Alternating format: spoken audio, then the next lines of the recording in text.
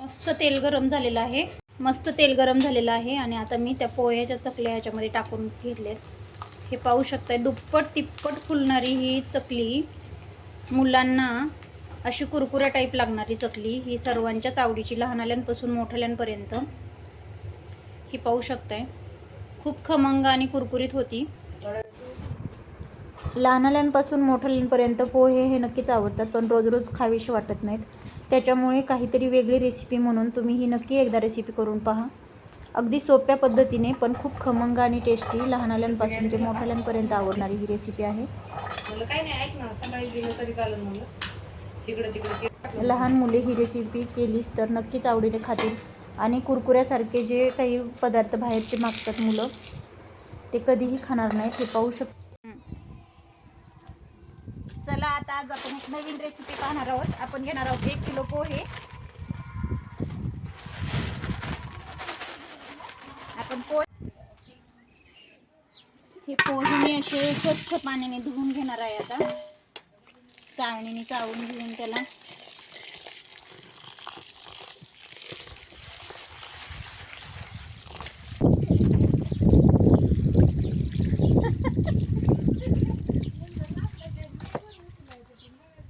तुम्ही तिकडे हसलात, मला वाटलं मला हसलात काही.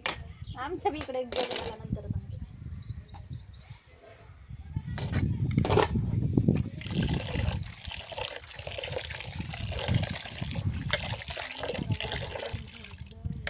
किती राहिलं तो वहिनी, थांबा नाही तुम्हाला ती बाजू लागते.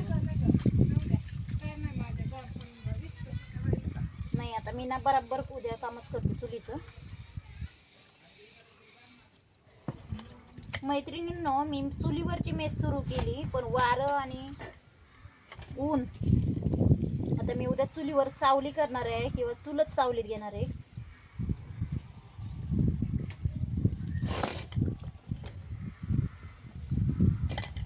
आता हे पोहे असे जास्त पाण्यामध्ये मी भिजून घेतलेले आहेत. त्याचा पूर्ण लगदा होईपर्यंत भिजून द्यायचे, जास्त पाणी टाकून घ्यायचे याच्यामध्ये.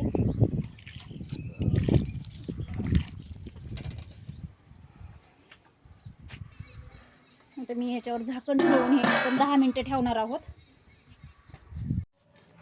तर मी पोहे भिजूपर्यंत मी काय केलं, हिरव्या रंगाच्या आपल्या हिरव्या मिरच्या आणि लाल मिरच्या मिक्स करून रंगबिरंगी दिसतील म्हणून मी लाल आणि हिरव्या मिरच्या घेतल्या. त्याच्यामध्ये लगेच लसूण टाकून घेतला, त्याच्यात ओवा टाकून घेतला, लगेच त्याच्यात जिरी टाकून घेतली आणि चवीनुसार मीठ टाकून घेतलं. खमंग वास येतोय, असं ओबडधोबड प्रकारे बारीक करून घेतले. आणि लाल आणि हिरव्या मिरच्या मिक्स असल्यामुळे हे रंगबिरंगी दिसायला लागले. आता आपण हे संपूर्ण त्या पोह्यांमध्ये मिक्स करून घेऊयात.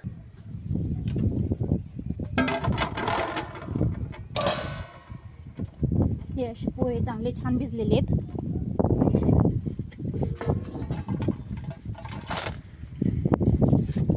मिश्रण आपण याच्यामध्ये मिक्स करून घेऊया. आपल्या आपल्या चवीनुसार हिरवी मिरची आणि चवीनुसार मीठ टाकायचे. खूपच लहान मुले असतील तर आपण ती मिरची कमीही टाकू शकतो. खूप छान पोहे भिजलेत आणि हे मिक्स करून घेऊयात आपण.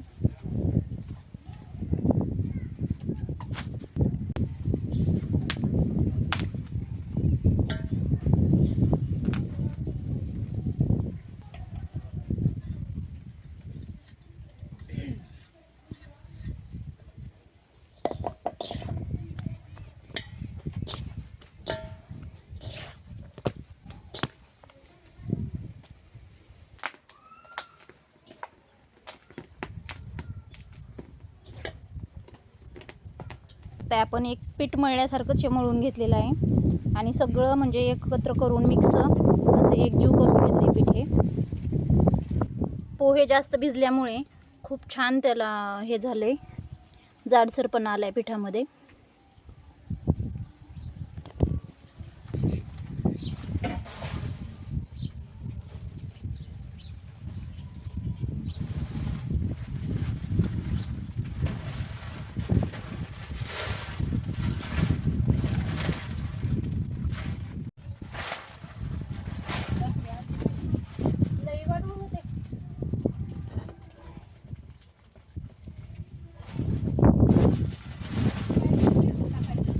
त्याच्यानंतर काय केलं मी, ही अशी काठी शेवची म्हणजे आपली जी दीपोळीत करतो ते चकलीचं हे सोऱ्याला बसून घेतली ताटली आणि हे पीठ ह्याच्यामध्ये असं भरून घेतलं आणि ह्या अशा मी चकल्या, या चकलीचा एक आकार नाही आहेत म्हणून आपण अशा फक्त सरळ रेषा मारून घेणार आहोत.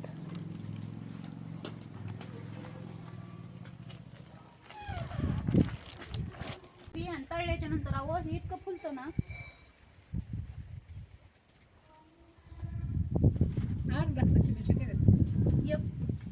दोन्ही पुढे अर्धा जाळून घेतो रे का आई. बोल ना. गोळा पीक मध्ये बैल आले पाहिले रे मी, सुवर्ण पदक भेटले ना भारतात. हा, डेडे सरांचं स्टेटस होतं. काय ना भूक लागली तुला, कधी उठलं नव्हतं डब्बा भरून भात खाल्लास का? नाही जाऊ दे आधी निवांत. मग हे झाकून ठेवताय एवढं काही नाही, मी नंतर करते. कुठं जायचं नाही ह्याला. कमी भरू डब्बा. नाही नाही डबा देते भरून मी, नको भरू तू.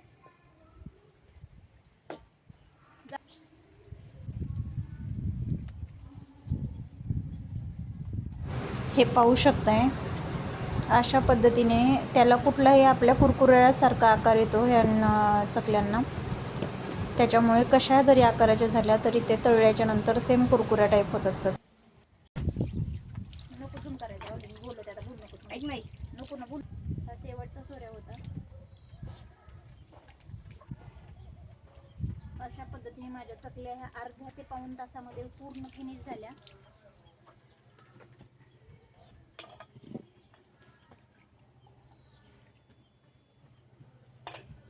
आणि आता ही बाज आपण उन्हात मध्ये घेणार आहोत.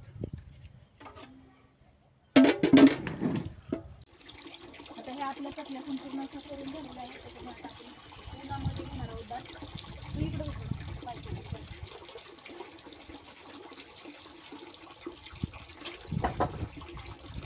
आणि हे कर मध्ये फोटो बनवतो.